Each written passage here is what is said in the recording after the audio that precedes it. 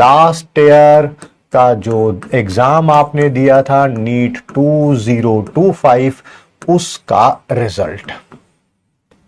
क्या सर हमें हमारा रिजल्ट आ गया है, आने वाला है, क्या देखना चाहिए? बिल्कुल देखना चाहिए। आपने लास्ट ईयर मेहनत करी होगी, आपको उसका रिजल्ट देखना ही चाहिए, बिल्कुल देखना चाहिए, कोई दो राय नहीं है उसमें। बट क्या उससे मेंटली इफेक्ट होना चाहिए? Answer is no, a big hell no. अब आगे के बारे में सोचने का वक्त है। पीछे क्या हुआ, जो बीत गई सो बात गई। ठीक है, अगर अब आप ये देखने लगेंगे मेरे गांव में, मोहल्ले में, शहर में दोस्त यार रिश्तेदार किसी का सिलेक्शन हो गया है और अपने 4 दिन अपने इस बैच के बर्बाद कर देंगे, तो आपसे बड़ा बेवकूफ कोई नहीं कहलाएगा। अब आपको सोचना है, आपको उन बेवकूफों की कैटेगरी में रहना है या नहीं रहना है। मैं आपको एक और बात बता दूं, जब आप मेंटली टफ नहीं होते हैं, ठीक है, तब आपको सिर्फ एक बहाना चाहिए होता है सही चीजों को ऑफ ट्रैक करने का। आज रोज बैच में क्लास ले रहे हैं, रिवाइज कर रहे हैं, टेस्ट ले रहे हैं, टेस्ट दे रहे हैं, सब कुछ अच्छा हो रहा है या अच्छा होने की तरफ चल रहा है। ठीक है, if you are mentally not that damn strong, तो आपको सिर्फ एक बहाना चाहिए कि आप अपनी इस चलती हुई गाड़ी को डिरेल किसी तरह से कर सके। और यह बहाना ये नहीं होना चाहिए, किसी भी कारणवश नहीं होना चाहिए।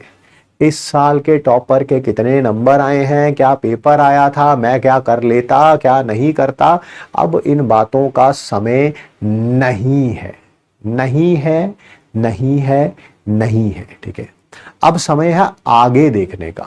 आपने एक बार सोच लिया है मुझे तैयारी करनी है, सोच समझ के आपने डिसीजन लिया होगा, और अब आपको इससे इंपैक्ट नहीं होना है।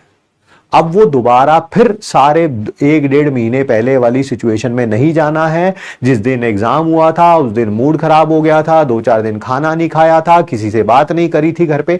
अब वो दोबारा सिचुएशन नहीं आनी चाहिए रिजल्ट पे।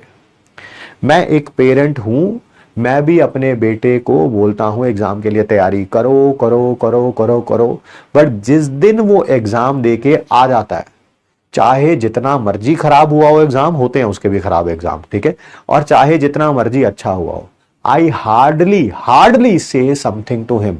और रिजल्ट वाले दिन तो वैसे ही कुछ नहीं कहता, क्योंकि मतलब ही नहीं है यार। तैयारी के टाइम मतलब था कुछ कहने का, उस समय कुछ कहते, ठीक है, कहा सुना, नहीं कहा नहीं सुना। रिजल्ट वाले दिन तो उस दिन मैं फिर कुछ नहीं कहता हूं, मतलब ही नहीं है।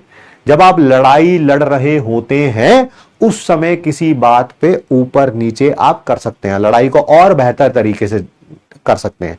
ये नहीं कि जिस दिन रिजल्ट आना हो उस लड़ाई का उस दिन कहने लगे देख ले हम तो कहते थे। तो ये पेरेंट्स के लिए भी एडवाइस है।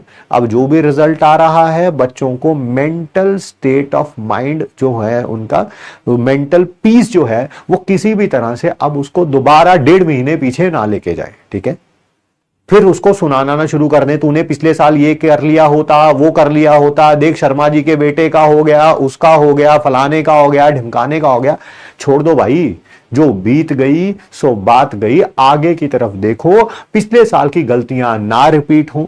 एज ए फैमिली देखो, आप जितना सपोर्ट कर सकते हैं अपने बच्चे को, उससे भी बहुत ज्यादा सपोर्ट करिए। और मैं बच्चों से भी रिक्वेस्ट करना चाहूंगा, ये आपका पहला ड्रॉप नहीं है, दूसरा नहीं है, तीसरा नहीं है, लास्ट ड्रॉप है। Do not leave anything, whatever you have that you can give to this attempt. छोड़िए ही मत कुछ भी, ठीक है। तो अपनी प्रिपरेशन को आप हैम्पर नहीं होने देंगे इस साल के रिजल्ट से। बहुत खुश या बहुत दुखी होने की जरूरत नहीं है आपको। आपकी बार मान लेते हैं 400 नंबर भी आ गए हैं, सिलेक्शन नहीं हुआ है, तो अगले साल भाई 0 से शुरू करना है। तुम अगर सोच रहे हो 400 आ गए, मैं 400 से शुरू कर रहा हूं, तो आप गलत ट्रैक पे हैं। आप अगले साल अनफॉर्चुनेटली नहीं सिलेक्ट हो पाएंगे। आपको 0 से ही स्टार्ट करना है, ठीक है। जिसके 0 आए हैं उसको भी 0 से स्टार्ट करना है, ठीक है। तो प्लीज आप अपने दिमाग की शांति किसी के ताने से, अगर पेरेंट्स इस बात को नहीं समझ सकते, तुम तो समझ सकते हो। कभी कभी लगता है ना, ओहो हमारे पेरेंट्स हमारी बात को तो समझते ही नहीं। कोई बात नहीं, तुम्हें तो समझ आ गई है बात, अगर अभी पेरेंट्स कुछ कह भी देंगे, कोई दोस्त यार रिश्तेदार, कोई बुआ मामा चाचा फोन करके कुछ कह भी देगा, इस कान से सुनो, इस कान से निकाल दो। ठीक है, अपनी प्रिपरेशन पे ध्यान दो, वो ज्यादा आपके अच्छे रिजल्ट को ला सकेगा।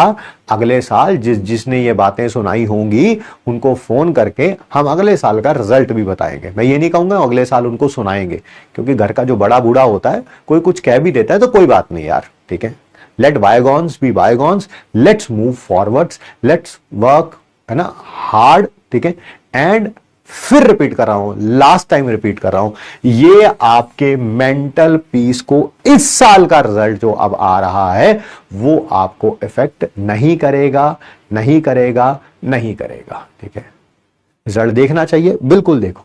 अभी मन नहीं कर रहा देखने का, मत देखो, कल देख लेना, 4 दिन बाद देख लेना, वहीं पे रहेगा रिजल्ट। ठीक है, बट मेंटल पीस इफेक्ट नहीं होना चाहिए। पता चले अब तीसरी क्लास आने वाली है, तीसरी क्लास इसी कारण छोड़ दे, ओ मेरे तो सिर्फ 200 नंबर आए हैं। तो वो पता ही था तेरे को 200 नंबर, वो तो डेढ़ महीने पहले ही पता चल गया था तेरे को 200 नंबर आए हैं, आज तो बस शो कर रहा है वहां पे रिजल्ट। थोड़ा मेंटली साउंड बनो भाई, है ना, मेंटली बहुत स्ट्रांग होना पड़ेगा यार डॉक्टर बनना है तो।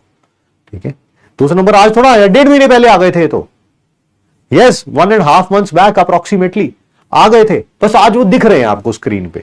आप तो 1.5 महीने पहले गए थे। तो 40-45 दिन हुई बात के पीछे हर दोबारा शुरू कर देना उस बात को। आई डोंट फाइंड इट कि आप मेंटली उतने ज्यादा फिर फिट नहीं है। ठीक है, सो बात को समझिए, it should not hamper your growth, your progress, your selection in any way out.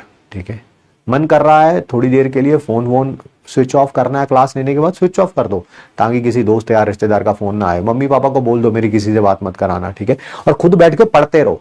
अब खुद बैठ के सोचते मत रहो है मैं पिछले साल ऐसा कर लेता वैसा कर लेता, भाई ये समय नहीं है, this is not the time, the time is to study.